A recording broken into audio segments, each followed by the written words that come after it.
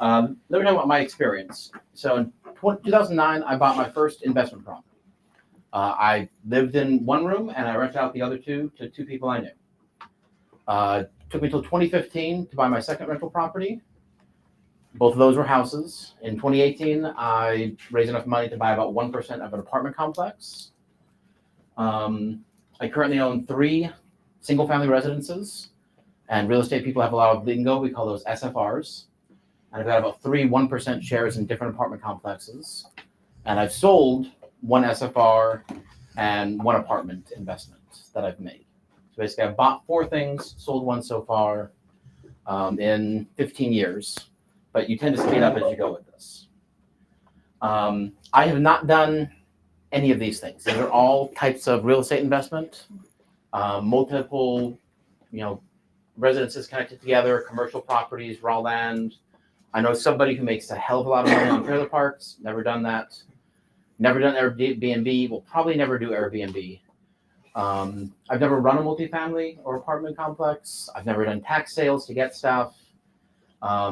I'm pretty close to actually buying some land to do some timber in Panama and do teak wood. That's my next investment I'm planning on doing. Self-storage facilities are another amazing real estate play, but they're very specialized. There's a lot of things you can do with real estate, so I'm not going to cover this all. I haven't done it all, but I at least know a little bit about these if you want to ask me questions. 5 ways you make money in real estate, and this is just not good. Can you hit for me? Yeah. The down button, right? So cash flow, the cash you get from your rent. 2, the appreciation of the property gaining in value over time. 3, inflation hedging. You got a set mortgage, but that becomes worth less as the dollar goes down in value. 4 is the loan pay down, or we call that amortization. And the 5th is our tax benefits. What a surprise! I'm talking about taxes. Fooled you. In my opinion, and not all of these will exist in all real estate. If you're doing raw land, you probably don't have any cash flow, and you probably don't have a lot of appreciation. If you buy a property with no mortgage, you're not going to have mortgage pay down, and you're not going to have the same inflation hedging. So this is at most you get these 5, but you won't always get these 5. In my opinion, I think cash flow is the most important. Cash flow puts money in your pocket today, and more importantly, it lets you pay any taxes, insurance, fees, etc. So you don't have to worry about losing a property as long as you have sufficient cash flow. But that said, when you're talking about actually building up your wealth, almost certainly appreciation is going to be where the money comes from. Like the cash flow lets you hold the property long enough for the property to appreciate in value, and that's where you really make the money. Usually. Different investments do work differently. I'm going to go through an example, and I do consider these numbers to be pretty conservative numbers. You can do a lot better than this. That's kind of hard to read, but you find a house for $150,000, and yes, there are good rental properties available for $150,000. If you're buying a rental property, you almost always have to do at least a 20% down payment. Sometimes you can do a 15% down payment. It's usually 20%. And as I say, usually you need to do closing costs. I see a lot of people ignore this when they're talking about how good it is, but especially on a house this relatively cheap, it's significant. So you need $37,500, and you'll have a $120,000 mortgage if you did this. What's SFR? The single family residence. So cash flow, you'll make about $100 a month in the first year on this sort of a property. That's after accounting for cleaning, damage. I assume you'll have a property manager. At least eventually you should have property managers. Like this is after all the expenses in running the thing. Appreciation, it's going to go up about 4% historically. In 2020 and 2021, it did a lot more than that. But, that's going to be a $6,000 appreciation. Inflation, in real terms, the mortgage goes down about $3,500, assuming 3% inflation. And again, recently we've had some higher inflation. That means the mortgage is even easier to pay down. You're going to pay down about $1,000 of the mortgage in the first year. You're going to pay down more and more as time goes on because more of it becomes principal instead of interest. But still, now if you're to sell that property, you owe $1,000 less on the note, so you got $1,000 more. And the tax benefit, in your first year, you're going to have at least about $1,000 in tax savings. And by the way, that's in addition to this cash flow is basically going to be tax-free the way you do this. Now, there are actually ways to really bump this number up, the tax benefits up. If you are doing this full-time or your spouse is doing this full-time, I've seen people on deals like this in the first year end up saving about $10,000 in taxes and get all these other benefits. So total return, about $12,700. That's over a 33.33% return in 1 year. Now, typically, that percentage is going to go down over time if we look at what your equity in the property is. As appreciation happens and the property is worth more and more and more, your return will go from 33 to maybe 30% to 28% to 27%, which is why when I'm doing building up, I want to be getting into properties and then getting into new properties and getting into new properties and then eventually selling properties at the 5 to 10 year mark and moving into something else. That's not the only way to do it. That's the way I personally do it because I'm still in a wealth building phase. If I had, John Pug money, I might not do it that way. And at some point I will stop doing it that way. I will start paying down notes. And yes, my percent return will go down, but I'll only do that when it will be enough money anyway that I'll be happy with the total return. And is that just because the tax benefits are better earlier in the mortgage than the appreciation gain? That's part of it. I'm also, though, basing this on what's the return on your equity, not the money you invested. Mm-hmm. Well, so in the second year, now the house is worth $156,000, but your equity went from being $30,000 to $36,000. So the equity to value percentage keeps going down, and that lowers your appreciation return. Just in case anyone doesn't know, equity is the value of your house after any loans, etc. in it. This is a weird concept to think about, but the return on your equity is always zero. You don't make any more or less money in a property based on your equity. If you can move that equity into another property, you'll tend to make more money. Think of it this way. If I have the same house, it doesn't matter in absolute terms if I owe $20,000 or $40,000, I'm going to make about the same amount of money on that house. So some people really like having a lot of equity in a house. I'm going to cover a little bit. That can actually be a bad idea sometimes. By the way, if there's no mortgage on this, you're completely losing. Your appreciation is 6%, but that's now 6% of the $150,000, not of the $37,500 you put in. And you're not getting any of the inflation hedging because you don't have a mortgage. So your total return goes down to about $9,000, maybe $8,000 with a mortgage. At least in that instance, in real dollars, you were way better off to finance as opposed to pay cash for it. Yeah. Sorry, no, I did that wrong. You get that much more, but the percentage return is far less. Okay. Yeah, it's more money, but as a percentage of 130 something. Yeah, you probably walk out with maybe 10% instead of 33%. Yeah. So again, a majority of the appreciation of the profit is appreciation or other paper factors. Just because the house is worth twice as much doesn't mean you got twice as much money in the bank. You got to get that equity, that money out of the property. There's really two good ways to get it out usually, and there's kind of three ways to do it. One is you sell it. Well, that's simple. Downside is now you owe taxes. You owe capital gains taxes, which typically in America are going to be 15 or 20% of the gain. You're also going to owe depreciation recapture on those tax benefits you already got. So it's very, very common, let's say that $150,000 house went up to $200,000. You sell it, you have a $50,000 gain. $10,000 of that is going in income tax, and probably $5,000 is going in recapture. You still made $35,000. It's pretty nice, but you have to factor in the taxes. It's not what you make; it's what you keep. Second benefit does not work very well right now. Worked great in 2020. Cash out refinance. I did this on 2 of my properties. In my case, because I had a little bit bad credit when I bought the property, I managed to take $30,000 of equity out of one property and $25,000 out of the second property, and I actually lowered my payment on the property by about $100 on one and about $80 on the other, because I got actually a lower mortgage rate.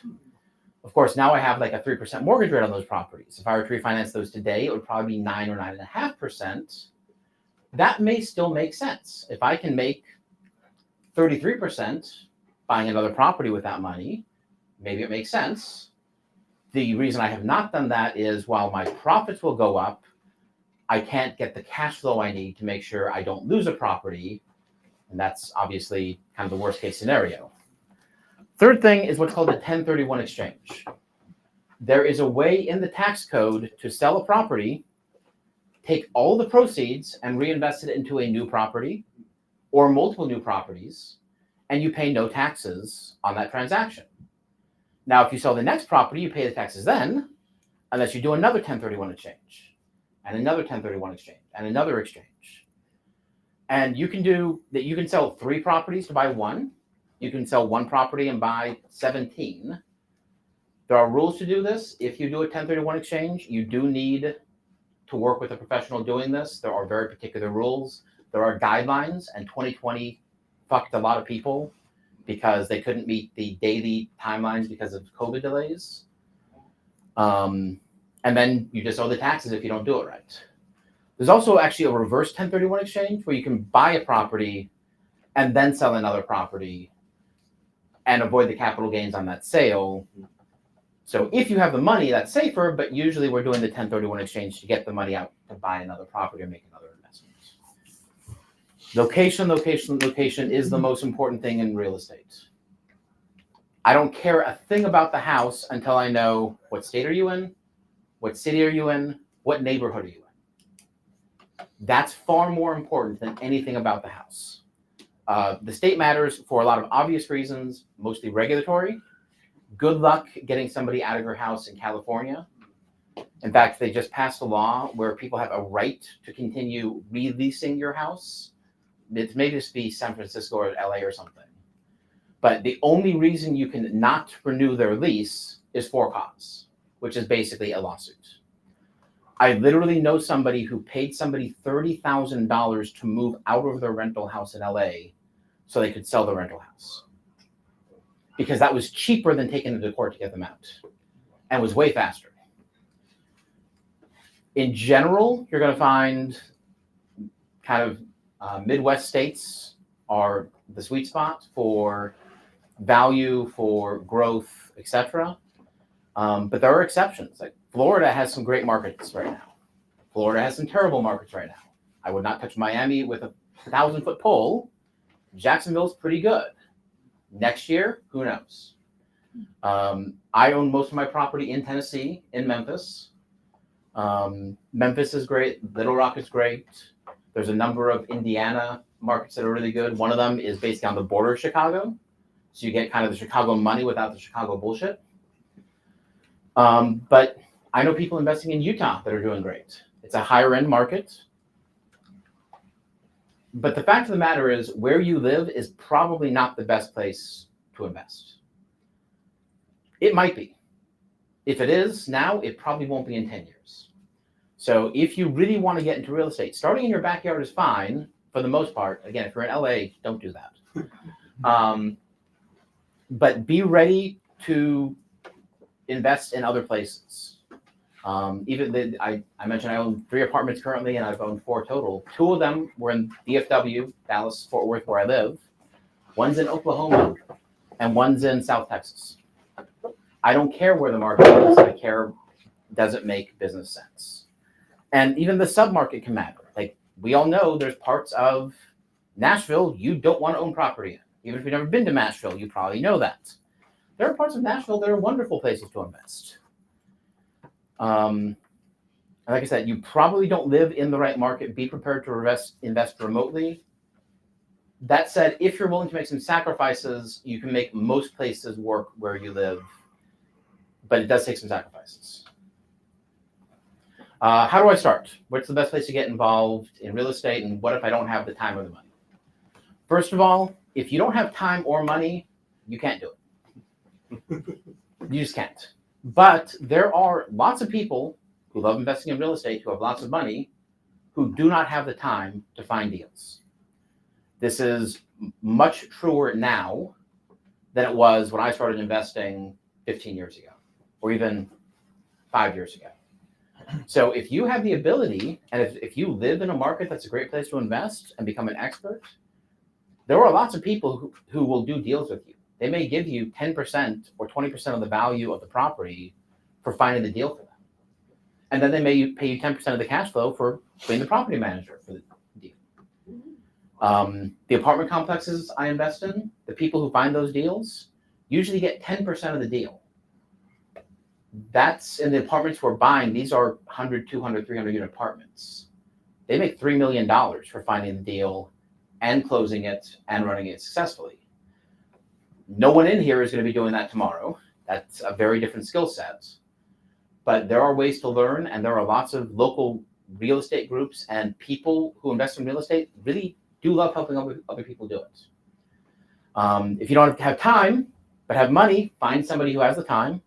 There are also professional companies. Every single family house I bought from a company that literally their business practices, they find places, they buy them, they rehab them, they put a tenant in them, and then they're the property manager for me. I spend 15 minutes a month, if that, managing my properties because they do it for me. They get a nice consistent cash flow, and frankly, they don't have the money to buy all these properties. So this is a way of kind of making their money work for them. When you're getting started, buying a single family residence is the traditional default. There's a really good reason for that. It is the simplest way to get started. If you have a little bit of time and a little bit of money, go find a good property. And by the way, what a good property is may not be the place you want to live. It may be nicer than the place you live. It usually is probably not as nice as the place maybe you want to live. We're usually talking poor but not war zone neighborhoods tend to be the sweet spots. In real estate, we divide this into Class A, Class B, Class C, and then unofficially Class D, as in don't you dare. Class C, especially for single family, is where your best returns are going to be. And it's also some of the safest, because when the economy goes down, maybe your current tenant can't afford the rent, but there's a lot of people who now were in Class B who go down to Class C, and they maybe can actually afford an increase in rent. That Class A is very risky because if you become too pricey, there's no one else who can afford you. But they also tend to be the easiest to manage because you're usually talking about very, very wealthy people in cities. You're not typically going to have crime, drug, violence problems that you maybe will have in not as well-off neighborhoods. There are other options. So if you really want to get started fast, start the way I did. There was no way I could afford the house I first bought and lived in. But I didn't have to. I had 2 roommates. My mortgage was $1,300 a month, and my 2 roommates together paid $900 a month for rent, which is probably below market, but I also knew them and trusted them. And it meant that even though I had the master bedroom and they didn't, I was basically spending less on my rent than they were. Plus, I was getting the benefits of that.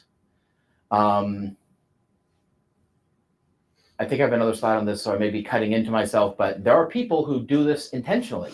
Buy one, live there for a year to a year and a half, buy the next one, move in there, live there for a year and a half, et cetera, et cetera. The other thing, if you don't want to deal with roommates, buying a duplex or a triplex or a fourplex, living in one and renting out the others can be a great way to do it. The guy I learned a lot from is a guy named Keith Weinhold. He has a great podcast called Get Rich Education, and that's how he got started. He bought a fourplex in Alaska. He lived in 1 unit. The other 3 units basically paid the full mortgage on the property. So as long as they kept paying anything and repairs weren't needed, he was living there for free. He lived there for 13 months. In that time, the property had appreciated, and he did a cash out refinance and bought another fourplex that he moved into that one. And he did it a third time, about 18 months later. And so in 3 years, he had, we call it 12 doors, 12 separate rentals that was basically making him something like $2,000 or $3,000 a month at that point while he was still living in one of them. So again, living in a duplex is not as nice as living in a house by yourself, and you're not going to do this on a homestead, obviously, but it's a great way to get started. It's a great way also if you have a business partner, like a kid. I know a lot of people who have, oh, hey, my kid's going to this area for college. And that's actually a really good area to invest in. Instead of them staying in the dorm, how about I go into business with my kid, buy the property, we rent it out to other people, maybe college students, maybe not. There are risks with that. College students are not good tenants in a lot of ways. But that can be a great way to do it. And I will come to this. There are benefits when you're an owner, occupier, renting instead of just an investor. Now, any investment, there are risks. There are horror stories. You've all probably heard some of Nicole's. I've heard more because she and I chat about this a little bit. Non-payment's a big issue. If you got a tenant, sometimes they don't pay the rent. In the 3 single-family residences I had during COVID, every single one of my tenants was late at least twice. Now, they had all been with me for a while. They were all good tenants. It was COVID. I had a little bit more leniency than I normally would have, but it happens. In the apartments I've invested in, no, we never get everyone's rent. Like not even on time, but sometimes just never get it. Damage to property is an issue, sometimes intentional. If you are evicting somebody, they may trash your place on purpose. This is another reason why it's actually really common to pay people to move out of rentals instead of evicting them.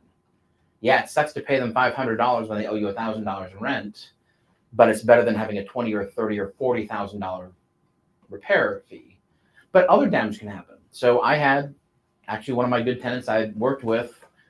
They lost their job. They didn't tell us. They didn't talk with us. They were late on rent.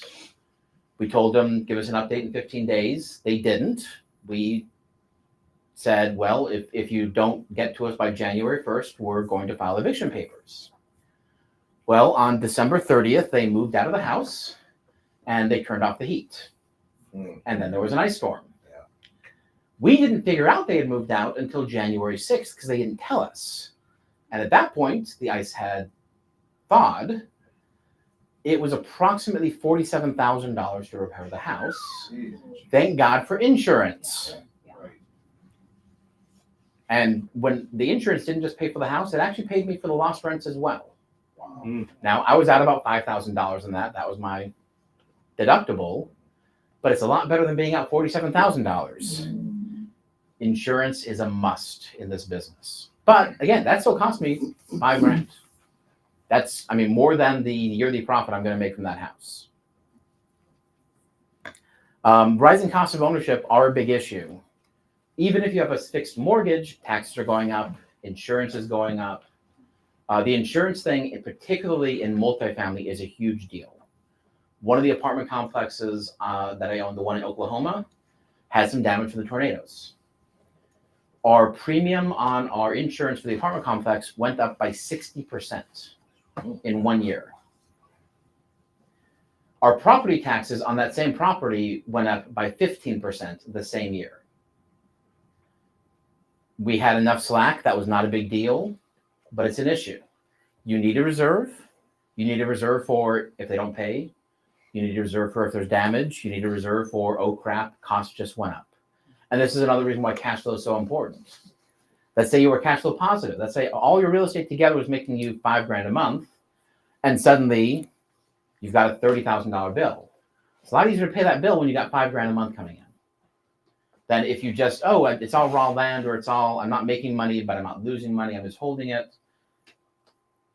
I think you're crazy to not have cash flow as a significant part of your investments, whatever it is. The exception is probably raw land. That's usually cheap to hold, and damage isn't really an issue. Just negative cash flow. This happened to a lot of people during COVID.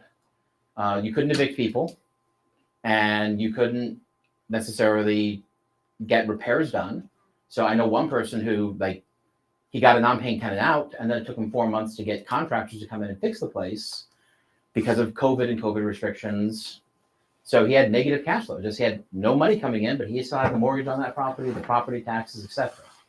Again, you need a reserve at a minimum. I say, however much the deductible is for every single property you own, needs to be kept in the bank. And honestly, I would add at least 10% onto that. There are regulatory issues. When COVID happened, suddenly you couldn't evict people in some places for 6 months. I think in California it was over 3 years. There are other regulatory issues. There are one of the units or one of the deals for an apartment complex I was looking at and didn't buy. They were planning on doing some significant improvements to the property. Well, they bought the property, and 2 days later, the Garland City Council changed some of the rules on zoning requirements, and they couldn't make the changes to the property anymore. Now, if they'd already started it, they would have gotten grandfathered in, but since they hadn't started it yet, sorry, that project still made the money, but it was probably 5% cash on cash instead of maybe 30 or 40% cash on cash. So you got to be very aware of any regulatory issues. That's why diversification is really important. Different cities, different states. And also just staying out of places you know are bad. New Jersey, California, Washington. Ironically, Illinois is not bad outside of Chicago for the most part. And that's the other thing. Like some cities are bad. I've heard Nashville is kind of a pain to deal with compared to every other place in Tennessee. Don't know that personally, but I've certainly heard about it. And that's why, again, even a submarket can matter. Maybe you don't want to be in Nashville proper. Maybe you want to be in one of the suburbs where things are a little easier, a little bit better. The same thing happens a little bit with Memphis.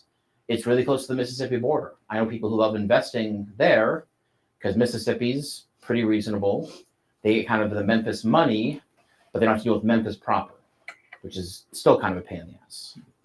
So definitely watch out for regulatory risks. Because, and again, like LA or whatever just passed this law where people you have to renew leases to people, even if you don't want to, even if you want to sell the place. Sorry, you just have to keep doing it. You need to keep your pulse on the area. And that's why diversification is important. Don't diversify too much. Most people I know, if you really want to get into this and turn it into a real thing, the kind of suggested starting point is 3 to 5 properties in 3 to 5 areas, and then stick to kind of those areas. And if one area turns bad, liquidate everything in that area and move it to a different area. You will not be able to keep track of more than, again, at most 5 or 6 areas to invest in. And you don't want to get blindsided by something. And again, if you got 15 properties, you probably got several $1 million in equity at that point. You don't want to risk losing a couple $100,000 because some jackass in Portland does something. As a passive owner, like say the 1% diameter apartment complexes, I have no control. In all 3 of the apartments I owned, I did not get a single payment from them for over a year. A lot of that was COVID stuff. There was also a fire in one of the units. Now, no one got a payment. Like all the money was just being kept to make sure we didn't lose the property as property taxes went up, as insurance went up, etc. But I didn't absolutely count on that money, but it definitely changed my personal finances. When one of them stopped. Okay, no big deal. Second one stopped. Okay, that's a little bit. Third one stopped. Okay, I need to change the way I'm doing things because this was my savings mostly, and now I have no savings. I better cut the budget someplace else so I still have savings. This is why I would never, ever be a purely passive investor at scale. I would always want some stuff in my control just to be safe. The other thing is, as a passive owner, I can't sell that apartment complex. I can't necessarily even sell my 1% ownership. And if I do, I'll probably just get back my initial investment, even though it's gone up in value. If I get desperately in need of cash flow, I can sell one of my single family rentals. I can probably do it within 60 days. And I'll put, with the right one, probably $30,000 in the bank in 60 days. Now, that's not what it's worth. I'll have lost money, but if it's, that or lose my house, you've got options that you do lose as a passive owner. Can I ask you, about the 1% passive investor, do you have ongoing costs you have to continue to pay, or do all of those costs get covered by the income or revenue? So ideally, every expense of the thing is being taken care of before they pay out anything. Okay. But they can do what's called a capital call. Right. And I've seen several people get calls from their owners saying, "Okay, yeah, you've already invested $100,000, which is more than you need to do, but you invested $100,000, and yeah, we need you to put another $8,000 in, and everybody put in the same 8%, or we may lose this property because we just had a lot of damage and we don't have the cash flow." And then you're kind of stuck because, well, what if they do another one and another one and another? Are you throwing good money after bad? And I've seen this happen for very random reasons. There have been a lot of apartment complexes in the past 2 years foreclosed on in Houston.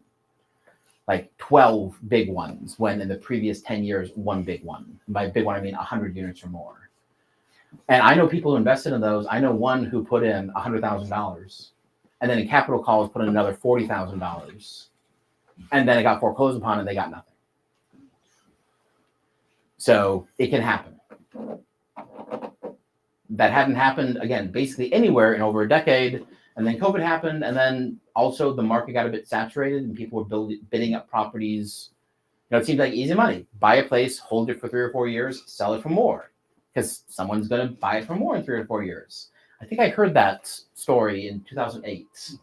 It basically just happened in apartment complexes 15 years later. It's mostly reasonable, but definitely be careful.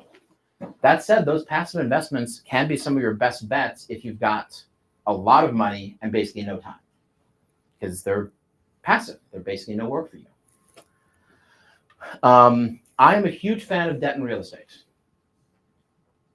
The only reason you get really good returns in real estate long-term typically is because you have debt. Again, without debt, you're probably going to make about as much money as you make in the stock market. 6, 8, 10%. The crazy thing is debt can actually give you less risk. Diversification. I would much rather have 5 properties in Memphis and one of them get hit by a tornado than 1 property in Memphis and it get hit by a tornado. I would much rather have 3 properties in Memphis and 3 in Jacksonville than 6 in Jacksonville and a hurricane come through and wipe them all out. Well, by having less equity and spreading that equity around into more properties, you have real diversification, geographic diversification, and even kind of financial diversification, because different cities make money different ways. Interestingly, you also can get backup from your lender sometimes. And I've personally seen this happen. One of the guys who was a mentor to me had a property he had bought, and 3 months later, tornado hit it. Well, the bank was owed like 80 grand on that property. They hired the attorney to sue the insurance company to get the insurance company to pay to get it fixed, because they didn't want to lose their money. It's that old saying: if you owe the bank $1,000, you have a problem. If you owe the bank $1 million, they have a problem.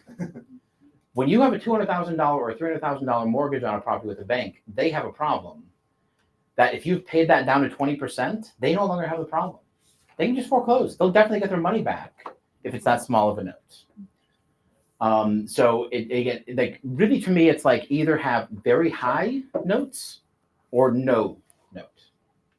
I would much rather have 2 properties with an 80% mortgage and 2 paid off properties than 4 50% properties.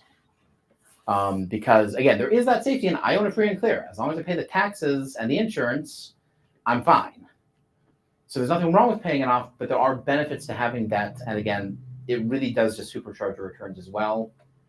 And it's smart debt, because ultimately other people are paying it off. I mean, I'll tell you, at this point, between my share of the apartments and the single family homes I own, not counting my residence, I'm about $800,000 in debt.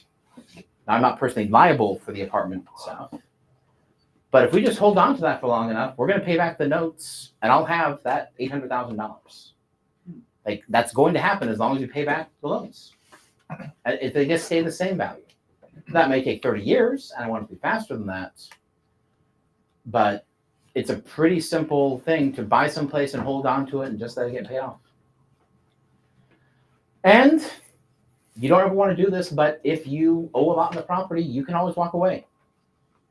I mean, it sucks to do, but which would you rather have? Have a $200,000 house that you owe $20,000 on, and now maybe you have a $100,000 bill to pay to fix it, or you owe $180,000 on. It's like, you know what? It's going to trash my credit, but I'm just going to give it to the bank. Walk away. It's an option you have with a big note that you don't have on a small note. It's a bad option, but it may not be your worst option. And especially in 2008, I knew people who did this. And again, they did the thing where they had some things paid off entirely and some things with notes on them. They got to keep everything that was paid off. Whereas if they'd had notes on everything, they would have lost everything. So debt really can be your friend. And again, ironically, sometimes it's less risky than, especially again, like partially paid down is like the worst. Financially free beats debt free. That's a saying I got from Keith Weinhold. I also sold 5 profit centers from him. But he says that all the time. Being financially free is a lot more important than being debt free. Once you're financially free, it's a lot easier to get debt free as well. But, again, like he talks about, it's like, well, like, and he's run these numbers himself. I've run them.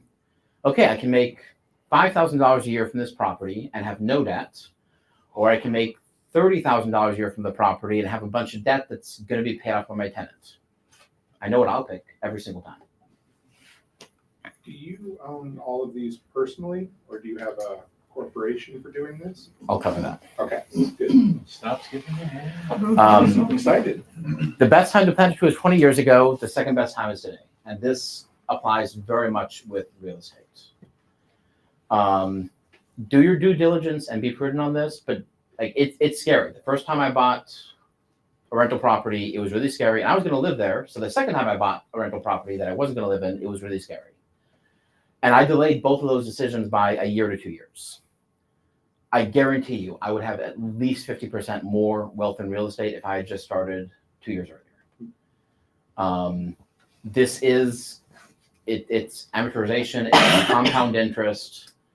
The faster you get involved, the more money you make. Now, that doesn't mean you want to buy at the top of the market. But you can make money even buying at the top of the market if you're not stupid. You really can. I actually may have removed the slide out. I was going to answer your question. So, okay. So I'll add questions. First question to Tim. Do I own these personally? So all 3 of the apartment investing, they are LLCs. So I'm just a 1% owner of the LLC. And there's no benefit to having a separate company owning those LLCs for me. In my particular case, I do own the houses in my own name. There are benefits to that. It's cheaper. I don't have to maintain an LLC or 2 or 3. There are risks to that. If somebody gets hurt, I could be sued. I'm a personal injury attorney. I know how personal injury attorneys work, and frankly, they're mostly pretty lazy. I have insurance. My insurance is the primary asset protection. And if somebody really does get hurt because of something we did, 99.9% of the time, the person's just going to take the insurance policy and be happy. Because even if they'll get more from me, they may spend so much getting it, they're still worse off. And they're also, like, some of these tricks get a little bit harder sometimes. So if you're doing cash out refinances, they almost always have to be in your own name to do that. So you need to move them out of the LLC and then do it and then move them back. There also can be issues in some states that if you move it from yourself to an LLC, that can count as a transfer of ownership, which may make a due on sale clause in your mortgage come due. Many states have said as long as the owners of the property are the same as the owner of the LLC, that doesn't count for that. Utah has. So, like, congratulations, you have asset protection, but now you have to pay back the mortgage in full because you sold the property to your LLC. If I had anything free and clear, if I had anything even like 50%, I would definitely put it in LLC. Okay. I'm willing to personally take the risk of I have good insurance. I have better insurance than what my mortgage company makes me buy. My personal umbrella policy also applies to those. I've made sure I have that rider. I'm not worried about the asset protection elements at this time. If I had 40 houses, I might be a little more concerned about that because now it's a little easier to collect against me if, there's a $10 million judgment. Eventually, you should move them to the LLCs. And in every state, except maybe California, it should be an LLC, not a corporation. But to me, that's more of FUD, of, oh God, somebody's going to sue me if I have a rental property. It's fear, uncertainty, and doubt. Yes, people get sued, but even then, one of my tenants sued me and the handyman for not fixing something properly. It was an $8,000 judgment and my insurance paid it. Okay. I don't care. My insurance rates went up a little bit, but I don't care. It's going to happen. You're going to get sued eventually, probably, but to me, it's something that is vastly overblown at risk. Could I ask? So I think for me, I was thinking a little more about when you mentioned walking away. Mm-hmm. Can you insulate yourself from that? Or do you typically, you know what I mean? Like if the corporation owned or took out the mortgages, the financing on it, or is that really just, again, more pie in the sky? So as a practical matter, you're not going to be able to get a loan with a new LLC. It's not going to have any kind of credit risk, or if you get it, you're going to be co-signing anyway. That's what I was saying. So you're just as much into it. Now that said, if you have been in business for a while and have had an LLC, it will have a credit rating. I know people who have been doing this for 20 years who they are actually able to get a loan for their LLC. You're not going to start that way. You mentioned there were some potential benefits to living in the property and renting it. What are those? The major benefit is you usually can get a much lower down payment. So there's a couple of programs, VA programs, where you can do a 0% down payment, or FHA loans, where you can do a 3.5% down payment. As long as you are an owner occupant, you can do those even if it's also a rental property. And once you buy it and have the mortgage, nothing says you have to remain an owner occupant. Now, if you move out in the first month, they'll sue your ass for fraud. The good rule of thumb is you need to live there for a minimum of 12 months from purchase date, and live there for 12 months. So a little after 12 months from purchase date, probably. Or you open yourself up to a potential lawsuit. But again, so this is a great reason why maybe, again, go in, even if you're not willing to do the buy and move every once in a while, if there's someone in the family you trust, a kid, a niece, a nephew, a grandkid, you can pony up the money, they can pony up the elbow grease. Now you get in with that 3.5%, and you may well make 100% or more. I mean, heck, if you're putting 3.5% in and you get 4% appreciation that year, you're not really making 100% because you're still going to have the closing costs, but you probably made 50 to 60% just in appreciation in the first year. Again, it's a fantastic way to get kickstarted in this, because that's the hardest part. Coming up with 20, 30, 40 grand to buy one of these properties is a lot of work. And right now, the prices are going up faster than you can save money if you're most people. And if you do, is it similar like your personal residence, where if you live there for 2 years, you don't have capital gains, or once you start charging rent?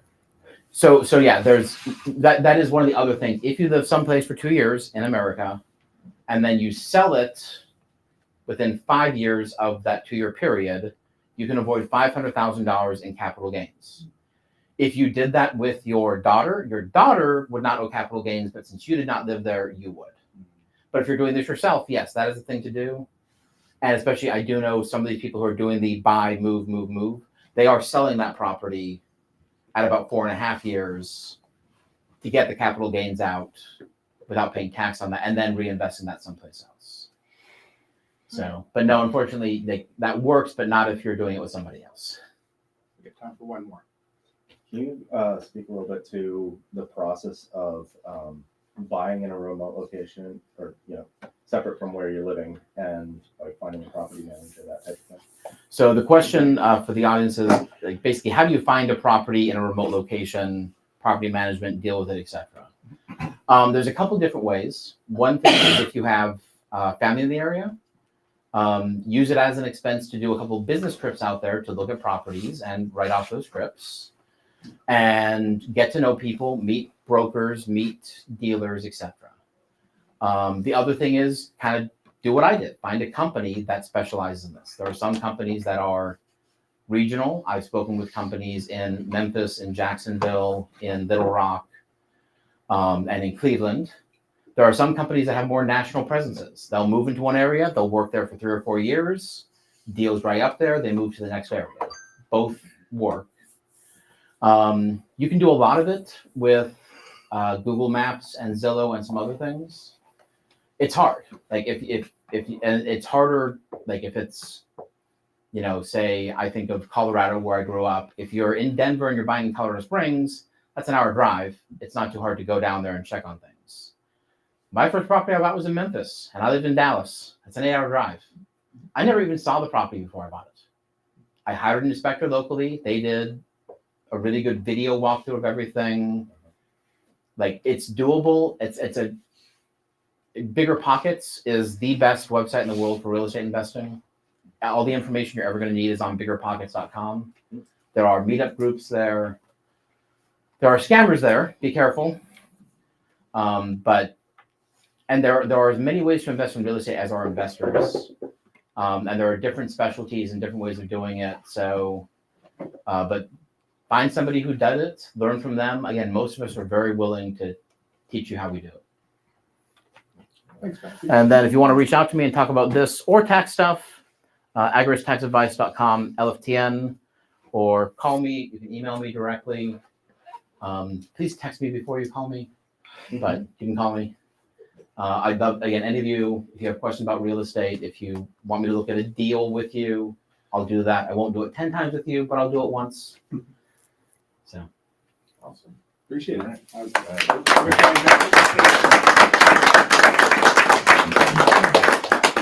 We got about 10 minutes, and then it's John Pugliano down here talking about old skills or old technology. Here? Yeah, I think so. It said base camp. I'm sure. So let me double check. Base camp, acquiring old tech skills for free with the pug. Oh, here comes the pug.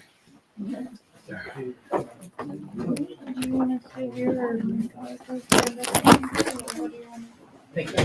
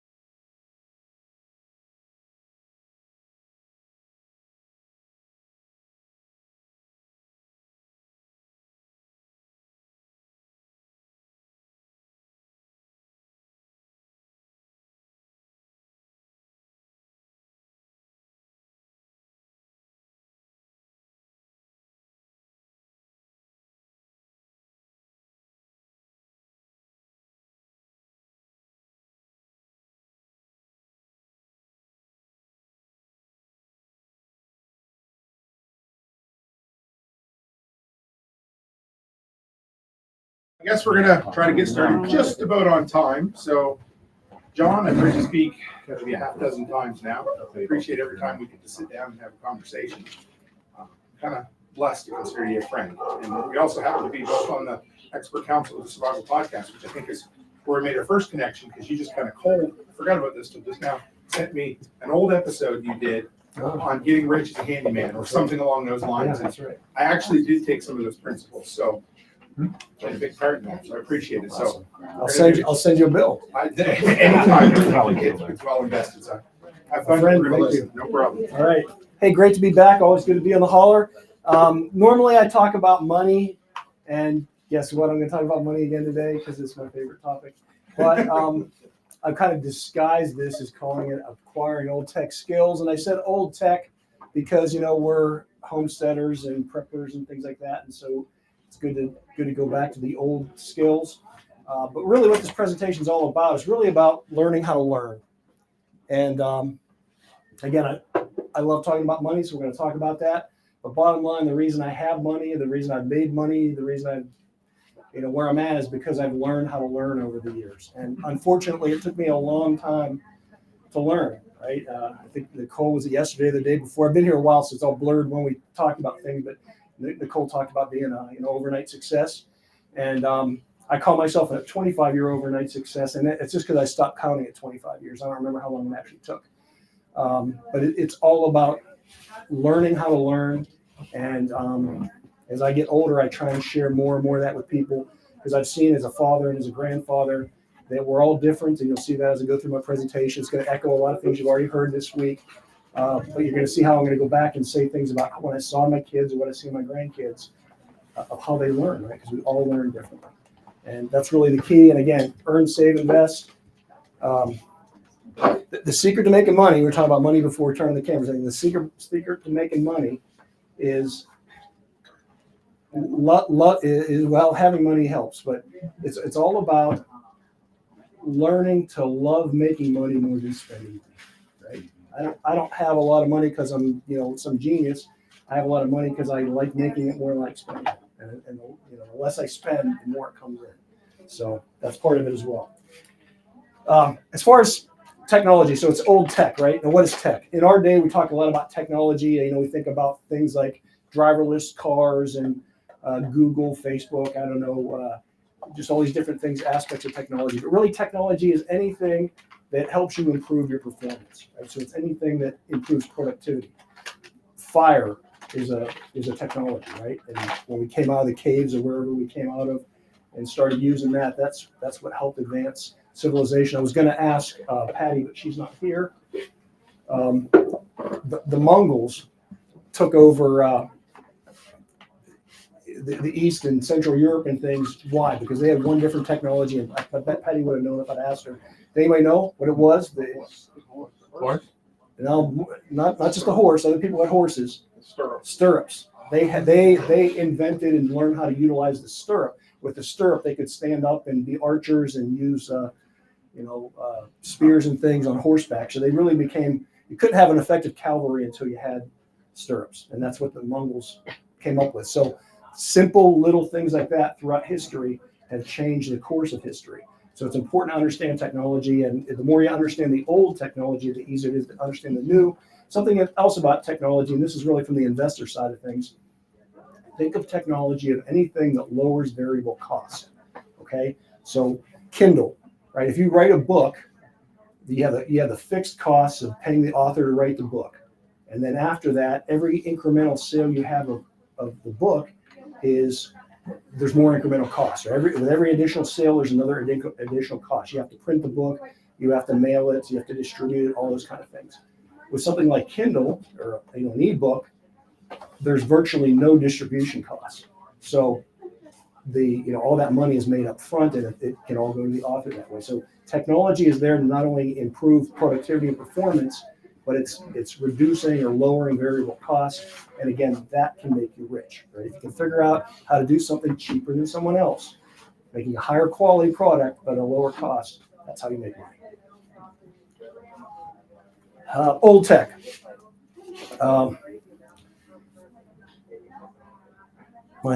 That came out crazy.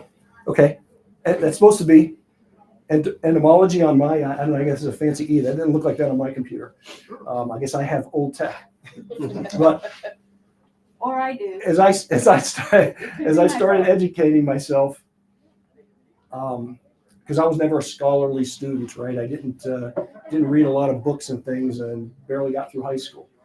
But as I started to appreciate words and language, I learned to go back and study etymology, which is the study of the origin of words and how they changed over time. And it's like anything else. If you know the root words of something and you see a new word that you don't recognize, but you know the root in it, you can kind of put together what it might be. And again, that's the same thing with technology and learning. If you can learn the basics, you can apply them later on your life to even completely different things in a lot of ways. And I think it's also important to see how they change over time, because again, that shows you how the technology is evolving.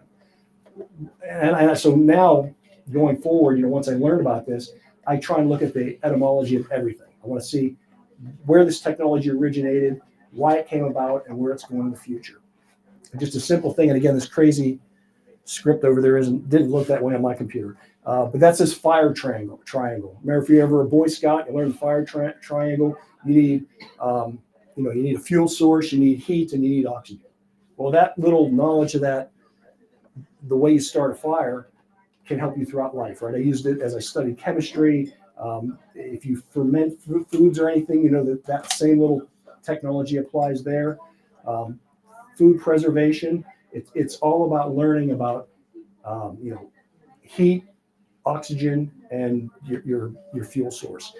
I'll tell you literally, and Sean, you've probably seen this in your own life. Over the years, I have troubleshooted and diagnosed all kinds of engine problems, from like lawnmowers not starting to diesel engines, and it all came down to I understood that, right? I knew if it wasn't, I knew to look for a spark, a fuel source, or compression of the oxygen, right? In those things, and it was, if one of those three things, it had to be one of those three things. And once I found out, okay, it's not getting a spark, and diesel, obviously not a spark, compression diesel. But if I knew if it wasn't getting a spark, okay, I don't have to worry about the fuel system on or anything else. I can just wire it back through there, and so it's very easy to troubleshoot once you understand the origin of things and how they come about. Another reason to learn about old tech, and again, my pictures aren't exactly formatted the way they were when I looked at it, but old tech, something to keep in mind. Virtually all of our infrastructure was built by an uneducated workforce, right? And I don't say that to insult people, but I look at my grandfathers. One of them had about maybe a 7th or an 8th grade education. The other one had a 3rd grade education. These guys are brilliant. They just weren't, educated in terms of formal things. But you go back and look at anything that was really built pre-60s, the workforce most of them didn't have high school educations. Yeah, you had some engineers, you had some PhDs here and there, but the guys that were doing the work had, not even high school diplomas. And again, so if you can understand that, you can understand where technology is today, but also for those of you that are in the trades or want to learn how to fix things, maybe you should go back and learn the old tech, because that's what built that stuff. And as we replace it, we're going in and mending and putting bandages in a lot of things. And so you really have to understand that old tech. Some of you guys were talking about boilers, I guess last night, right, Sean? You're talking about boilers and things. Same way, right? These things are old. If you understand that basic compression and things of boilers, you can understand the whole system. We live in an information, just golden age where information is virtually free. And all this old tech stuff is out there. It's all in the public domain. You can go to Google Patents and you can see everything, right? This one drawing I have up there, I think that's either the original or one of the original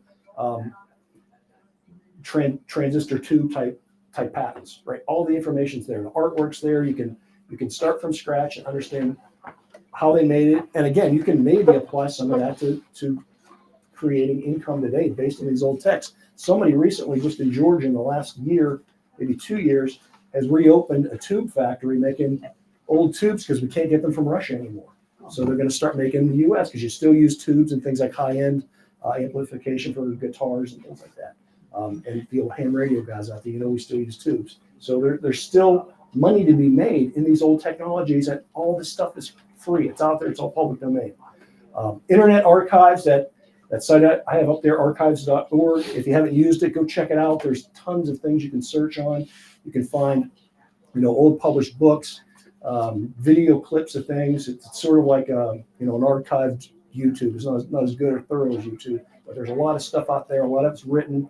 And again, it's all free to download. You can't really see down here, but that says military manuals. I was in the military. I know a lot of you guys are in the military. The military has a manual on everything, right? Literally everything, right? How to prepare food, how to survive in the jungle, How to write manuals.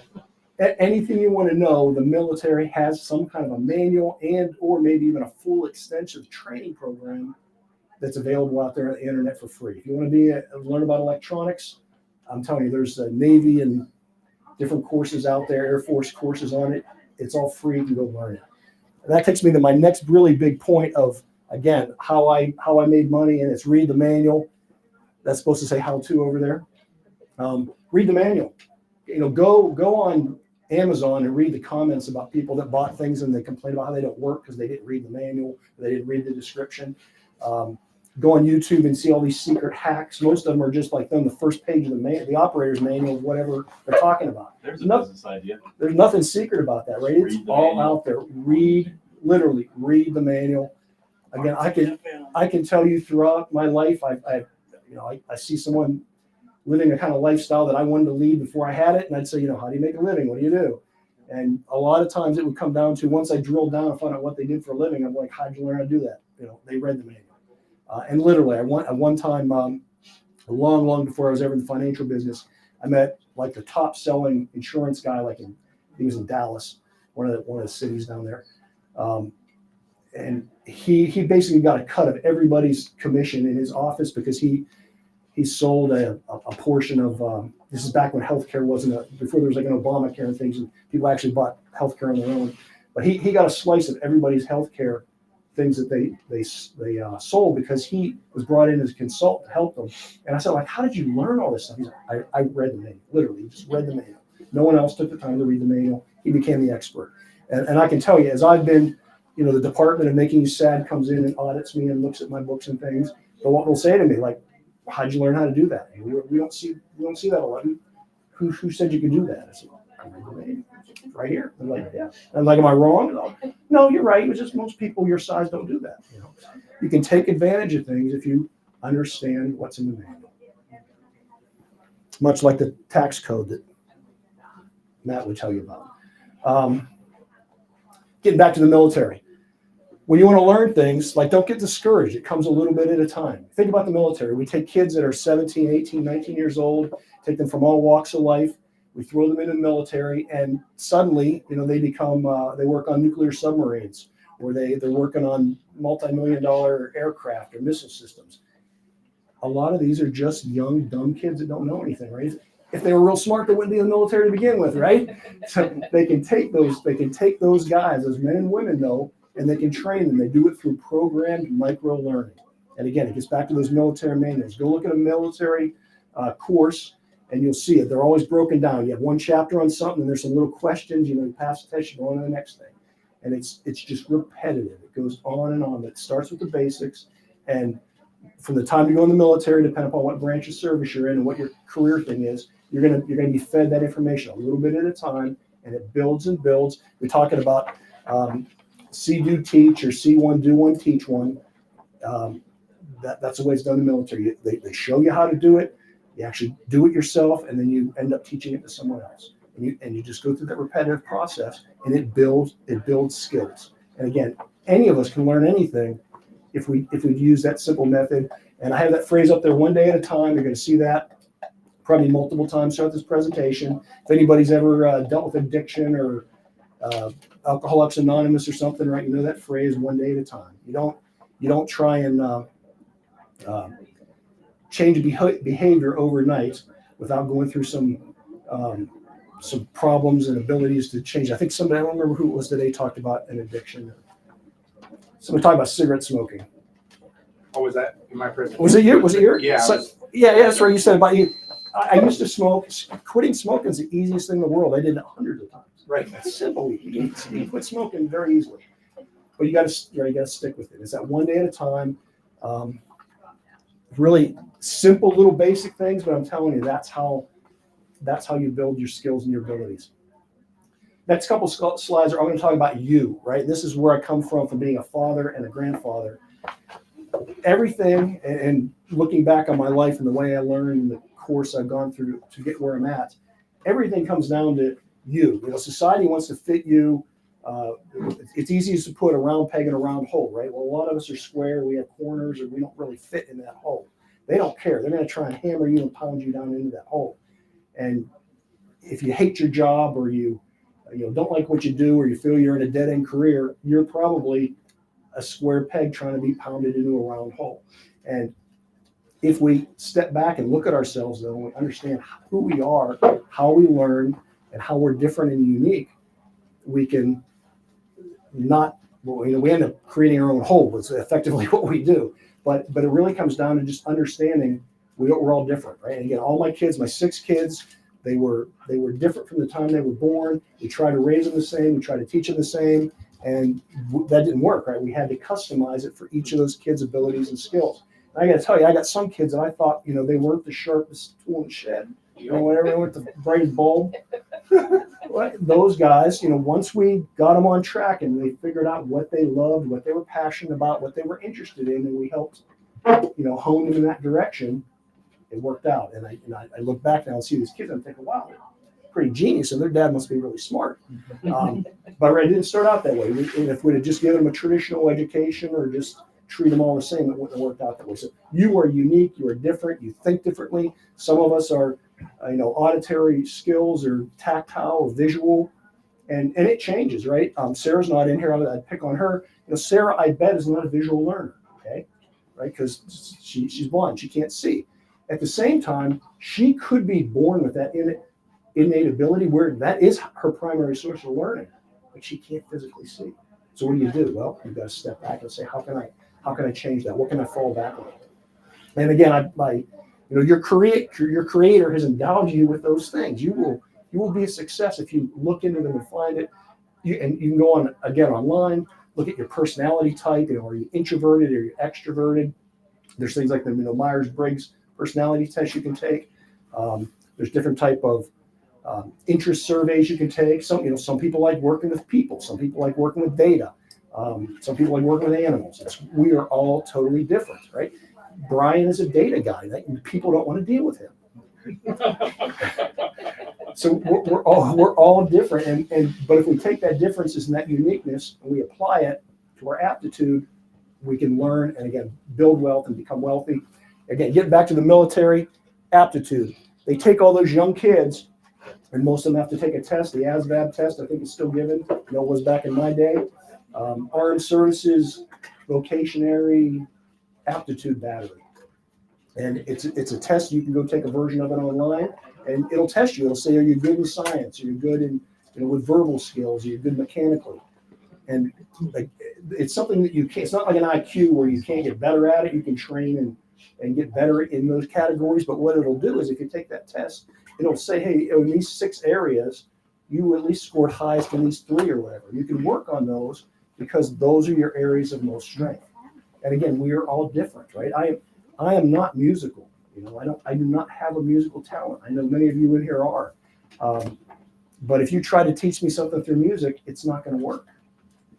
So we're all different. When you know your aptitude, right? If you go out and take that ASVAB test and you get an idea of what you're good at, I'm going to tell you something different than mostly I think what you see in the self-help books. And I'm going to tell you, work on your strengths. Develop your strengths. I learned the hard way over my career and different things I've done that if I improve my weaknesses, I can get marginally better, and maybe I'll be mediocre, right? I'm not going to be a great basketball player. You can probably tell by my height and my uncoordinated ability, right? No matter how many times I shoot the hoops, right, I'm not going to be in the NBA. It's just not going to happen. So I would encourage you not to focus on your weaknesses, be aware of them, know they're there, but focus on your strengths. How can you take that strength and become better at it? Because again, if you look at careers and making money, the way we do it is you just have to be better than average. You have to be better than average. People are going to pay for products and services from someone that can deliver them to them, they get better than they can do themselves. And if you're better than average, then you have at least 50% of the people you can sell your skill or ability to. So always focus on your strengths, because there you can be exceptional. I have a picture of a Morse code key up here. I don't know if you guys are familiar with those old technologies, but I like Morse code. Okay, something that always fascinated me as a kid. It's one of the reasons I do ham radio. And you know what? I am lousy at it. Again, it goes back to musical ability. It's about rhythm. It's about, because it's not dips and dashes. It's hearing the sound, right? It's the sounds create symbols and words, and you can visualize them. Well, I can't, but I love it. Okay. Now, if I had to do that for a living, I would starve. Okay? Literally, I would not make a dollar. But but I'm passionate about it. I'm interested in it, and I've spent years trying to develop that skill. Again, I'm not even mediocre in it, but I do it because it's fun. Right? So I'm not trying to make a living. So I'm not saying don't do things that you should broaden your horizon and be multidimensional in things. But when it comes to earning money, focus on what you can do and learn what you can do. Learn with those skills to again get ahead and be better. You guys that are musical in the background, Toby and Anna, like others of you, I've seen people in their careers. They're not musicians, but they use music to somehow enhance whatever they do. Right? They just sing for people, at parties or something, just for fun. And then they get notoriety that way, or they have more interesting presentations than I would do with music and things in it, right? Because you've got that talent. Use that talent. It may not be your main source of income, but that's a God-given talent. And if you apply it in your life, you'll just find it sets you apart from everybody else. Oh, the other thing, this comparative advantage part of it, the great part about us all being different, and this is why the economy is never, you have the gloom and doom things in our world where people are always waiting for the dollar to collapse and apocalypse is right around the corner. The economy works the way it is because we're all different. There's a comparative advantage. Brian can do things I can't do, right? Sean can do things I can't do. Don can do things I can't do. So I'm always going to naturally engage and trade with people like you because you can do things better than me. And then I've got skills that you can't do. And because we're all different, it's always going to be that way. It doesn't matter. As long as there's humans, there's going to be an economy, and people are going to make money, and the people that are going to make the most money are the people that focus on their strengths and are better than everybody else. Muscle memory. When we learn things, and again, this is something it took me a long time to learn, but there's that mind-body connection. And if you do things not only repetitively, but you do them not only by thinking, but by physically acting, you will learn it quicker and better and faster, and it will become part of your subconscious, right? It's from, think about when you drive a car, you first learn how to drive a car, you're pretty nervous and trying to figure out where the brake and in my day, the clutch and shifting gears and stuff. Well, after you get used to that, it's all subconscious and right, you're texting and driving and it's no problem. You can do that with everything if you develop that muscle memory. And again, get back to the military. When I went to basic training, I was in the Marines. Basic training is like 3 months. We spent 3 weeks on the rifle range. The first week, we never even got ammunition. First week of rifle range training, we literally we call it snapping in. It was dry firing. Learn how to do a sight picture. Getting sand kicked in your face while you're in a position, not moving, not flinching, and trying to teach you that discipline and that skill. And even before we got to that point, we probably spent the first 3 or 4 weeks of basic training just living with the weapon, right? Learning how it works, taking it apart, putting it back together.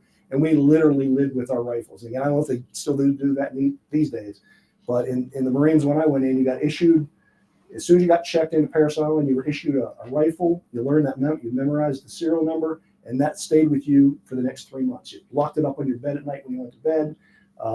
They'd come in and try and steal them and take them from you and, see if you'd secured it properly. We put them all in a pile, and when you went back, you had to find your serial number and get yours back. You lived with that weapon. And, eventually, though, we got to fire ammunition and we became good at firing it. But it was that muscle memory. We just developed over and over again. We could take that rifle apart blindfolded. Same thing when I went to jump school. I think that was 3 weeks. And I don't think we jumped out of planes until the 3rd week, right? The first 2 weeks were all on the ground. Right? And literally the first week, You see these guys jumping off that little, not even a stool. That's what we did. You learned how to fall. You literally started standing up and fell over. And when you got good at that, you went up a little higher and eventually you went to swing landing trainers. But that was it. It was developing that muscle memory. If they yelled, hit it, you got into position and you prepared to fall. And that's developing that muscle memory is so critical. Repetition. Okay. In our world, and Eric talked about this earlier today, when Eric was giving you advice about building a brand on social media, and he talked about getting things out there, and that's all true, right? You got to put out new content, new material. You got to do it on a timely basis. And unfortunately, though, what I think that's done to all of us is we all have ADD now or something, right? ADHD. We're just always looking for new information. What's new? What's the latest thing? Well, most things in life are like built on fundamentals that are eternal, right? They go back to prehistory days. And we don't need new information all the time. If you simply go back and repeat things and just surround your mind and you're developing that muscle memory and your thoughts with those basic concepts, you'll see how much you learn. And I consider myself fortunate that I grew up in an era where I used to have, some of you may not know that's a cassette tape. I grew up in an era where I had I had a trunk load of those in my car. As I'd be driving around, I'd be putting in new ones, listening to it. I'd literally wear them out. I don't know if you know who Earl Nightingale is, but he was like a motivational speaker from like the 50s. Man, I wore out multiple sets of his 12 cassette tape series as I drove across the country being an industrial salesman back in the day. And I dreamed about how I put together this business where I do what I do. And here I am, right? 25 years later, whenever I did it. But it was because I listened to those same tapes and those concepts over and over and over again. In fact, did you see the movie about the guy that started McDonald's? The founder. Yeah, was it called The Founder of the movie? So if you notice, he's listening as he's driving around in his car, he's listening, and there's like a deep voice in the background, and it's listening to a tape. That's Earl Nightingale. And literally, I bought, 3 or 4 of those tapes, 12 series cassettes, and just burn them up over the years. Again, one day at a time. Right? You're taking it one day at a time. You're not going to get perfect overnight. Pattern recognition. So important, so critically important. I use it every day when I'm looking at stocks and things like that, but it's in all of our lives. And it's really the essence of artificial intelligence, right? Artificial intelligence is simply looking at patterns, learning from them, reiterating and doing it over and over again.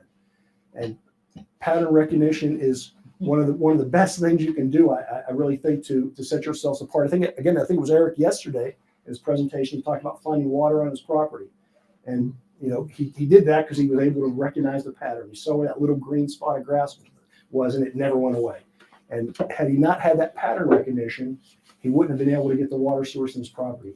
Again, same things, stocks, all kinds of patterns. Again, people had built their wealth over the years. When I was learning about that, I'd recognize the wealth in someone and ask them how they got their career, how they developed their skills.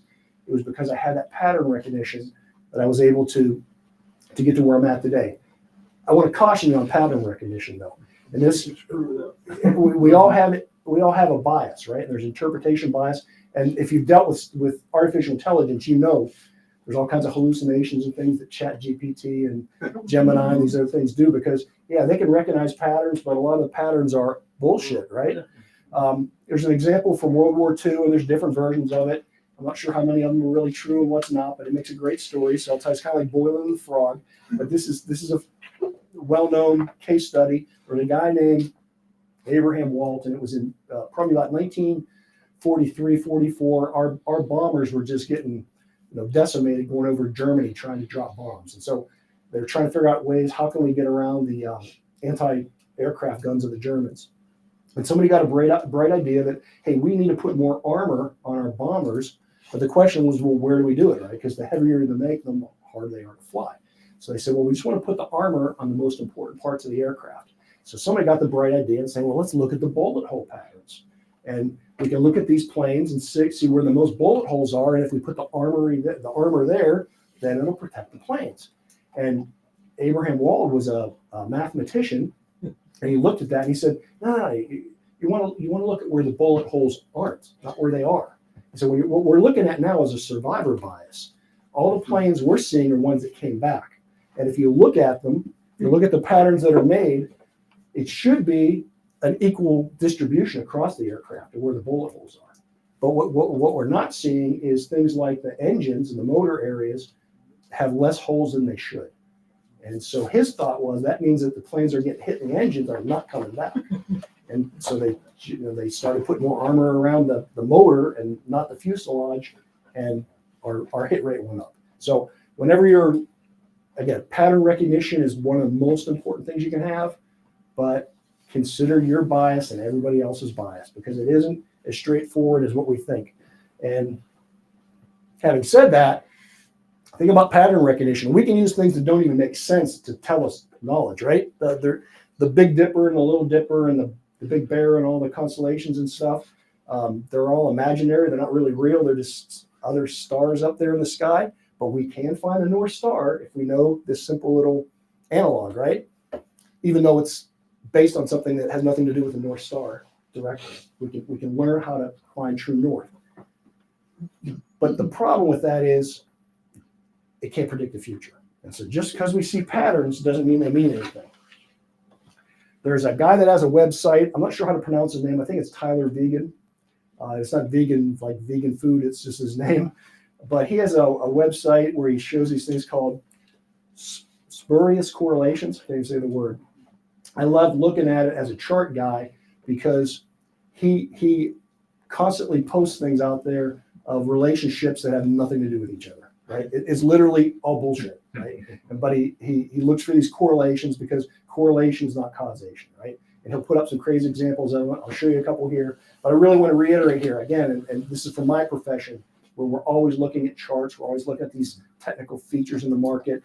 Those of you that follow Bitcoin and things, you're trading off of moving averages and Fibonacci numbers and all this stuff. It's all bullshit. Okay? It really is. We're looking at what happened and we're looking at the past. And because we work in a certain way, like and I don't get me wrong, I use them, right? I look at a moving average on every chart I ever look at. The first thing I draw, it's what I learned to do 35 years ago, 40 years ago when I started investing. I had to draw it out by hand in the old days. But those numbers are just telling us what has happened. And oftentimes the reason they work so well is because we all just use the same signals, right? It's like a traffic light. As long as everybody stops on red, it works. But it only works because everybody stops on red. And that's the way a lot of these patterns are. They're just correlations. This is Disney movies and divorces in the United Kingdom. The reason I show this one is you can imagine where someone would concoct a whole story that would sound relevant, right? You say, oh, Disney, they're making these crap movies and degrading people's morals and standards, and look at the UK and people get divorced when they watch Disney movies. And we can laugh at it now because we know it's BS, but you think of the stories that you've heard, that you've seen data to back it up, and people like Fauci that use these data. Not only him, I mean, it's on all sides. They use data that's just bullshit, okay? Because they want to promote an agenda. There's another one. They decide what they're going to say, and then they find things. Yeah, you draw the target, and then you shoot the bullets, and then you draw the target around whatever you hit.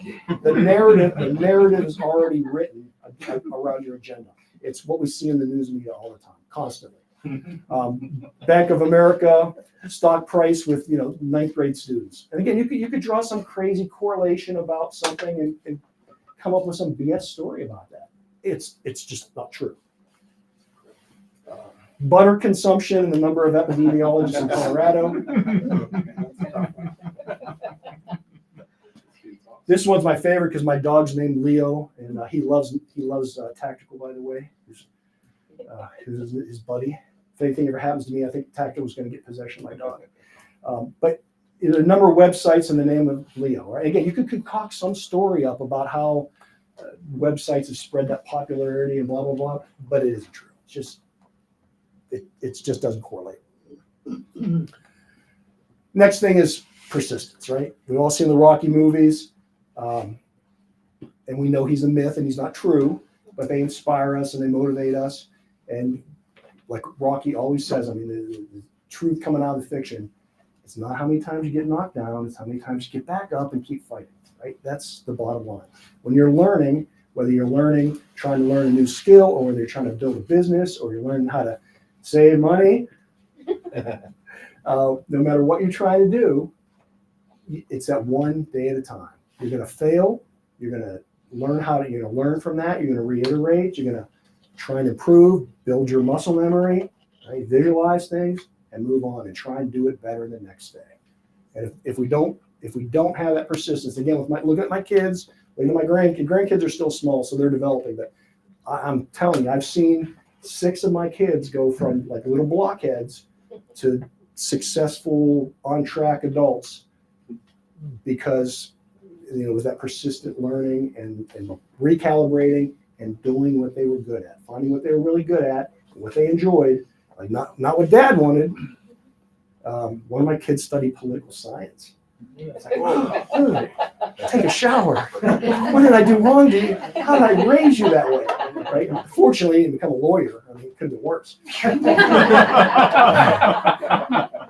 Some of my best friends are lawyers. In fact, all 3 of my best friends are here. They're lawyers.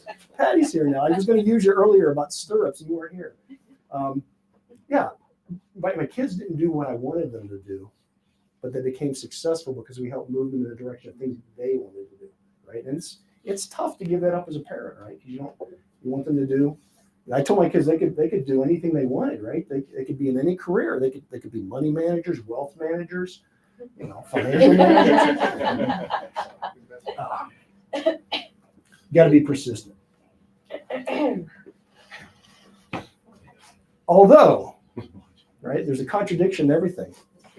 Again, when I was in the Marines, they'd get in your face and they'd come up and call you a quitter and tell you not to quit and all this stuff. And you guys have probably seen Gunny, whatever his name is. We're always taught not to be a quitter, but you know what? That's bullshit. Right? You need to learn to retreat and fight another day. If you charge into battle and you're dead, you're not doing anybody any good. And so if you're failing consistently, you're failing for a reason, right? And it's not because you're a bad person or you're unsuccessful. It's because you're trying to fit that square peg in the round hole.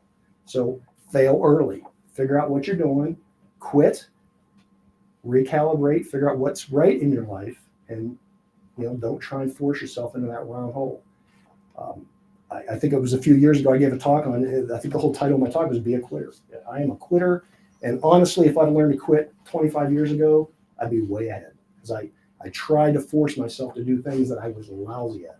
I spent 10 years in the military. That's not me. And I knew it about 4 years into it, but it was too late because I was stuck. It took me years to get out of it. I spent 20 years in a corporate career that, again, wasn't me, but a wife and a bunch of kids and had to pay the bills, right? I didn't burn the bridge.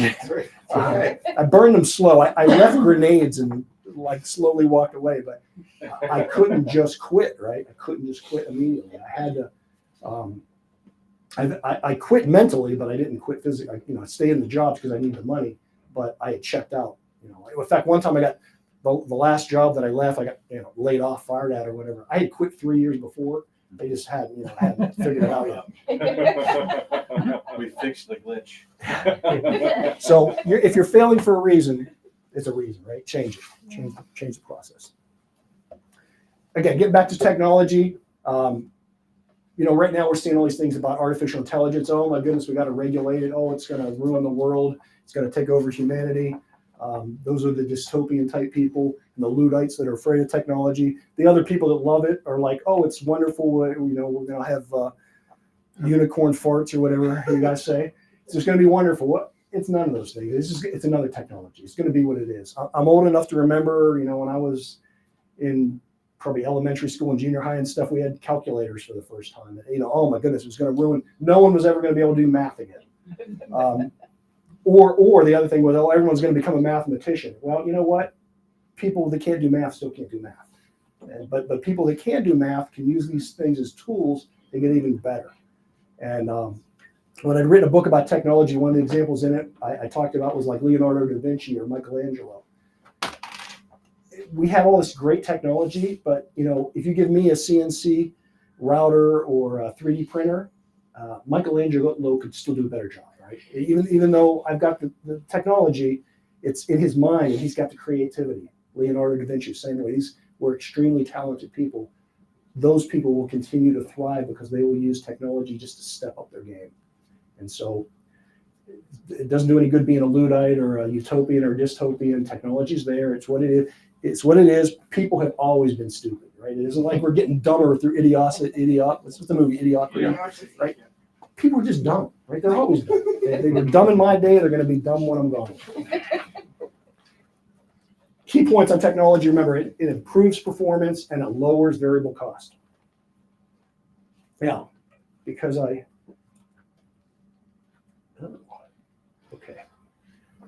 I always love coming and seeing what I'm going to say. Let me see the slides. I forgot I was going to say this.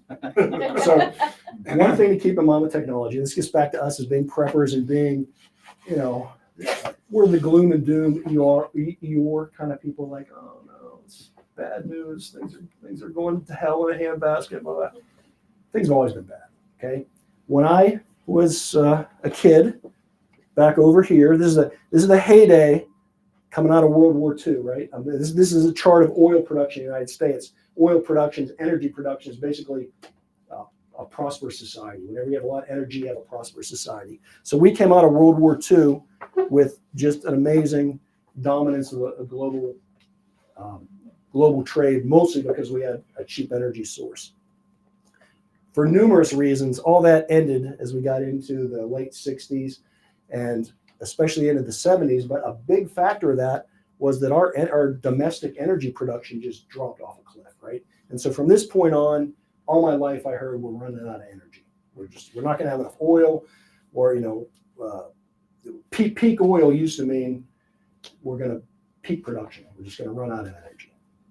Well, that went on for a number of years, but then a revolution happened around 2005, 2006. Shale oil production took off, and it was actually old technology. You hear a lot about fracking. That was invented in like 1948.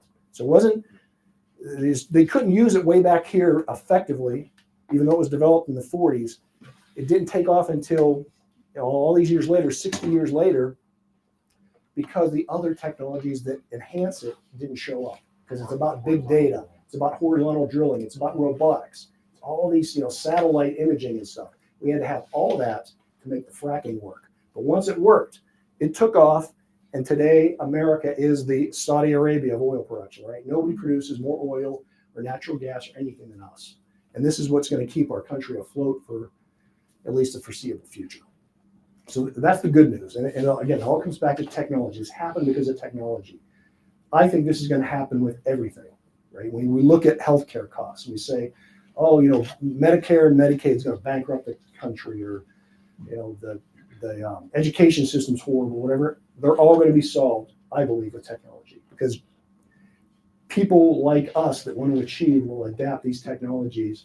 And even if initially the government and the other things don't come on board, they eventually will, right? This big boom in oil production came about when Obama was president, right? It's the last thing he wanted, but it did, right? Because you just can't stop certain things. So I think technology is really going to enhance our lives and improve it. And that takes me into the economy, because I don't hate money, and I really enjoy talking about money. One of my favorite activities is just to stay home, not spend money. I just like to count my money. I really just like to count. It's a great joy. It's not as much fun though, like throwing the laptop up in the air, like with a spreadsheet or something like that, as throwing bills up. But I just love counting money. And as far as the economy right now, I'm going to be a little bit gloom and doom on you, but remember that first slide that back slide I showed about oil production. That is going to solve all of the problems. But in the meantime, this goes back to 2008. And if you look at what's going on right now with our markets, you'll see things like gold is hitting record highs. Oil isn't at a record high, but it's way elevated. S&P's up, Bitcoin's up, silver's up, copper's up, right? Everything's up. Even the US dollar's up, which is kind of counterintuitive. You say, how can inflation be high and the US dollar's up? How can gold be up and the US dollar's up? Well, it is. It's all up. But again, pattern recognition, we've seen this before. One of those times we've seen it was in 2008, or just before 2008.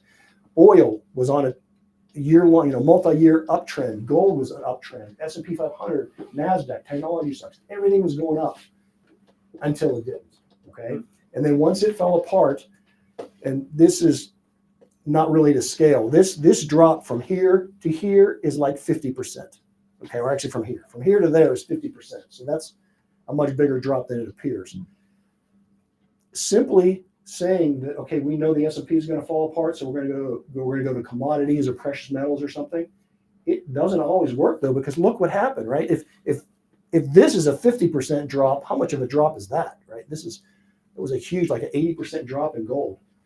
And it didn't go up in a straight line. There were a lot of times when you could have lost a lot of money by investing in gold, even though we were headed to a crisis and gold was eventually going to work out. Along the way, though, when there was a big drawdown, same thing with, all right, so that I'm showing oil in the big drawdown. Same thing with gold, though. These are like 25 or 30% corrections. So gold, commodities, Bitcoin, I think they all are in a danger zone. We're not necessarily going to collapse, but we are in points where we've seen before when things are just way overheated for no reason. It's hard to believe that everything is up at one time, when again there should be correlations. When one thing's up, another thing should be down. The reason I have this concern is because, again, I don't look at just one thing. I look at many things. One of the things I do look at every day is copper. Copper is, we call it Dr. Copper because I got a PhD in the economy. It tends to know where the economy's headed. Copper's done phenomenal in the last, not only month, but even the last 6 months. When I look at that, though, and I dig down the numbers, I think a lot of that is the fact that it's up so high because we have such a low reserve of copper in inventory. Not necessarily copper in the ground. There's plenty of copper in the ground, but there's been some disruptions with some copper miners, and we have a lower inventory base because China has not been buying as much as they had in the past, so no one wanted to carry the inventory. So now all of a sudden we're going to use more copper, and the price shoots up even higher than it should. Okay, so I think we're getting a bit of a head fake in the price of copper. The reason I say that is because as I look at other indicators, one of them being the transportation sector, we're right here on transportation stocks, and that's everything from like UPS, Delta, railroads, everything put together in a composite. We're right here. Well, in 2021, we hit a peak all the way up to here. So while everything else has pretty much gotten back up to that level, transportation stocks haven't. And even when they tried to get there last summer, they fell apart, and we just, we're even not as high as we were a few months ago. So the fact that transportation, which moves everything, right? It's not only the things that we manufacture here, but it's the things that are manufactured overseas and then brought here because they got to be moved around once they get here. It's food. It's when the Federal Reserve, and they look at these, they try to gauge inflation. They make up these numbers. One day it's core CPE, another time they want to look at PCE, again because they have a different agenda and they want to change the targets on us. But I think if you just look at transportation, it affects everything across the board, and everything's reflected in that. The price of goods, the price of energy, cost of labor, everything is kind of wrapped up in transportation stocks. The fact that they're not making new highs when everything else is really concerning to me, right? So it's a pattern that we don't know yet if it's relevant or not. Maybe it's bullshit, but it does worry me. The other thing is, as we were coming into the pandemic, transportation stocks have been flat for a long time. The reason was because their profits were declining. Of course, during the pandemic, tons of money got printed, everything got overvalued. But when we look back, one of the reasons they're not hitting new highs is because these are profits down here. Their profits are going way down. The profits are actually less than they were pre-pandemic. So there's something wrong. There's something wrong in the system if transportation's acting like that. A bigger issue that's been concerning me for years, and it doesn't keep me up at night because I'm not that paranoid about it, but we are growing with another Cold War. It's Cold War II, and the Chinese have just dominated the market in terms of manufacturing and global economy in one aspect, and at the same time, they're trying to dominate more in the military side of things. And we were okay with that back 20 years ago when China was still fairly impoverished. I know these are hard for you to see back there, but This one, the blue one, is the United States share of global manufacturing. So back in the late 90s, early 2000s, US was producing about 15% of the world's manufactured products. China was producing 5%. Okay, they got admitted to the World Trade Organization in 2000. Things took off like a rocket, and now they're manufacturing like maybe 22, 23% of the world's goods. And again, that's okay if they're friendly, but if they're not friendly and they decide they don't want to ship us antibiotics, or they decide they don't want to, I think was it the Houston Rockets that had to apologize because they said something mean about Taiwan, or right? Again, it didn't matter back here, but now that they had such a large percentage of the global economy, and it wasn't just that they took our share. This is Europe overall that's been flat, which is really declining now. But Germany, Korea, Japan, they've all lost huge amounts of market share to the Chinese, and the Chinese are not our friends. So I think we're really headed for some type of at least Cold War II at a minimum, not necessarily World War III, but I think there's definite issues coming. And all that means is, there's going to be more spent on weapon systems, more money that can't be spent on things we want. It's going to have to go to weapon systems and other defensive things that are just going to hurt the economy. The bigger reason that all this worries me is, as you saw, as the Chinese production went up, this is the Chinese large cap stocks, as the Westerners can invest in them in terms of US dollars. What I'm trying to show here is that the real peak in Westerners earning money from the Chinese occurred in 2008. We got back there right after the pandemic, after they started making a lot of things again, but it's rapidly fallen off, and it's gone even lower. And what this is showing us is that the big Western oligarchs can't make money on China. Okay, they were okay with it when they were making money, but now they're not making money, and we don't know that we can rely on them as an ally and as a supplier. So it's a twofold thing. We have insecurity, and we're not making money. Again, that tells me that the powers that be aren't going to like that for very long. So that's very concerning. But the good news, I got a couple minutes, right? Yeah, you're 4 more minutes. Good news is that, and I've lived long enough that I've seen this before, right? We get back to pattern recognition. The first half of my life was living under the constraints of the first Cold War, and the Soviet Union controlled. Basically, you had the U.S. and a few allies in the dark blue, and the Soviet Union and everything else, and then the other stuff was kind of up for grabs, and they'd switch sides on a regular basis. There were two systems. We used to talk about the free world, the Soviets, and the third world, and I think we're headed back to that again. The dreams and the thoughts that all the third world's going to become rich and wealthy and have middle class standards. I don't think it's going to happen. I don't think there's enough resources to make it happen. That'll make a lot of angry people in these parts of the world. And, in the old days under Cold War I, it was the Soviets and the Chinese were partners, but the Soviets were the big enemy, and we eventually coerced the Chinese to come to our side. We basically bribed them with trade.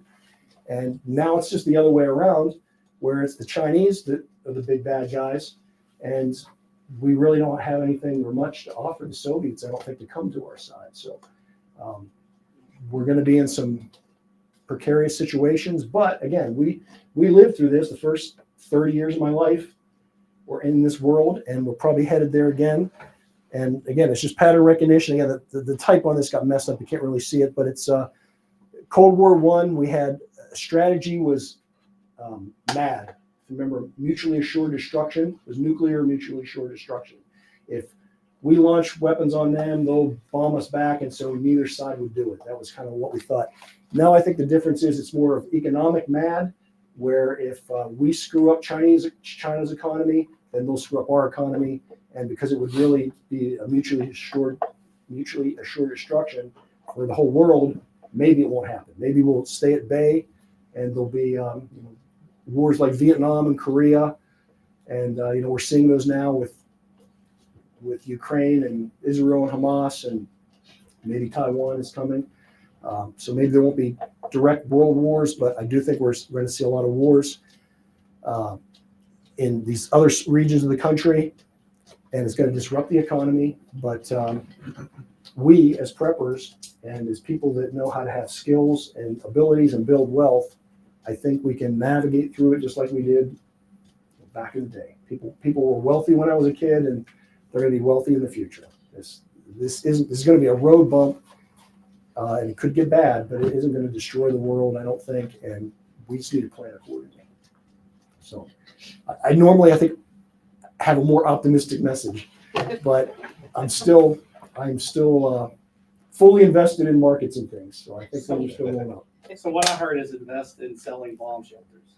That could be, defensive stocks have done well. The problem, I haven't totally gone into things like Raytheon and a lot of defensive stocks because they're so screwed up though. They're so much like the government. They have all the inefficiencies of the government, but they still have to produce a profit. So I mean, you look at Boeing, right? Boeing is a duopoly of the world. There's only 2 companies that make big, huge aircrafts, and half of Boeing's production is for defense anyways, and yet they can't get it right. And they can't keep doors on the planes when they fly. So I'm a little worried about stuff like that, but there will be tons of emerging technologies and lots of opportunity. And I don't want anybody to be discouraged, because I'm telling you, go out and learn, improve your skills, and have more money than me someday. Probably got time for like one quick question, maybe 2, if anybody has any. No. Questions? To scare everybody? No, it's really cool to hear that. Oh, yeah. I don't know. Every time you talk, John, you're always like, I should have had a little more optimistic message, but I don't think. Well, this is the last couple of times. Yeah. Before that, I've always been super optimistic, but I'm still smiling. I mean, okay. our community is always so down about things. I'm like, it's great. What are you so down for? Money to be made, even in debt. Money to be made. There's always money to be made. Look at the Depression, all the companies that came about, Coca-Cola, a lot of companies were formed coming either just before coming through the Depression. There's always opportunities for money to be made. And it's made by smart people that are better than, they can do something better than someone else. And so focus on your abilities. They have that natural talent. And Somebody has to make the knives that they stick in the back. that's right. Well, thank you. Yeah.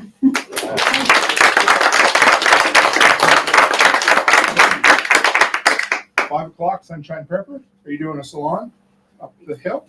I suppose. Sharing your story. You're on here. I don't know. And then there's a bread demo as well at 5 o'clock. Happy hour at 5:30. Dinner at 6:30. And the barter blanket at 8. I'm gonna do the appropriate technology property walk at like 5:30. What about the inappropriate technology? 9:30. Okay. After we get a couple After dark. drinks. Yeah.